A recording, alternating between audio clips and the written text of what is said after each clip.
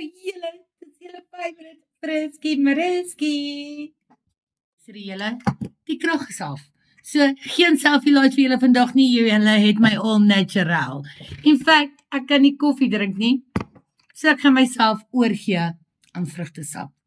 So luister julle smeek, ek hoor julle harte, ek sien julle lied.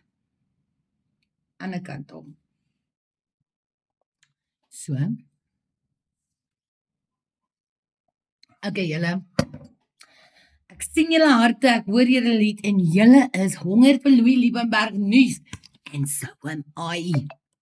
The countdown has begin. Oor minder as 3 weke is ons bestie weer in die Bronkhorstspruithof, so met 9 ander beskuldigdes, including sy vrou en sy ex-girlfriend. Ek is ten minste terug met 'n klein bietjie regte nuus, okay? So, ek scroll deur social media en so, en toe sien ek die ene Action SA. Julle ken Action SA. Groen Party, Herman Mashaba is die leier, maar Action SA het 'n press statement uitgebring wat sê hulle gaan die PP, die Public Prosecutor, is dit die Public Prosecutor? Public Protector. Hulle het gesê, hulle gaan persoonlik die Public Protector nader om te investigate, wag vir die mooi woord, die questionable circumstances waar ons land se deputy president, okay, Paul Mashatile, 'n diamante gift gekry by ons goeie vriend Louis.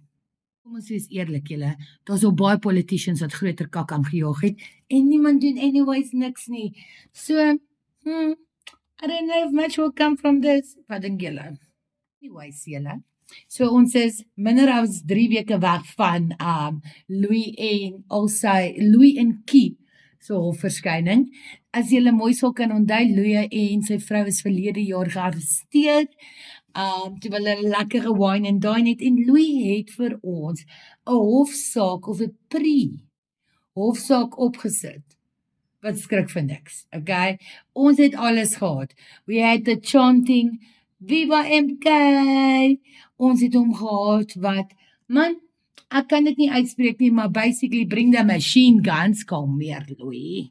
Die dag wat hy met die journalist beklei het, die keer wat hy uit die hof uitgegooi is, want hy uit die judge gepoint, onthou julle dit, you will be judged. Toe represent homself en ons het so sy autobiografie in audiovorm in die hof gehad. Laastens, toe het hy sy bail net gelos. Gesê, hy is siek, hy voel nie lekker nie, is moeilik in die tronk, en toe trek hy sy boergansoek terug. Eerlik was Louis nie klaar met ons nie, want na dit, toe stuur hy ons 'n voice note wat van 20 minute, was dit vir Marula Media. Anyways, waar hy weer oor sy investors praat, beleggers, wara wash, julle moet nie opgee nie. Okay, Louis, ons hoor jou hart en ons sien jou siel. Ek kry nie die expression reg vandag nie. Anyways, julle, ek dink ons kan uitsien na 'n baie exciting saak, okay?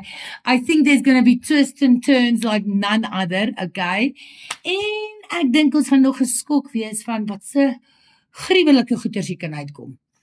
Anyways, dit is nie in 'n nutshell oor Louis. Sodra daar enigiets nuuts is, sal ek julle eers laat weet. Anyways, julle met 'n lekker dag hê. Bye.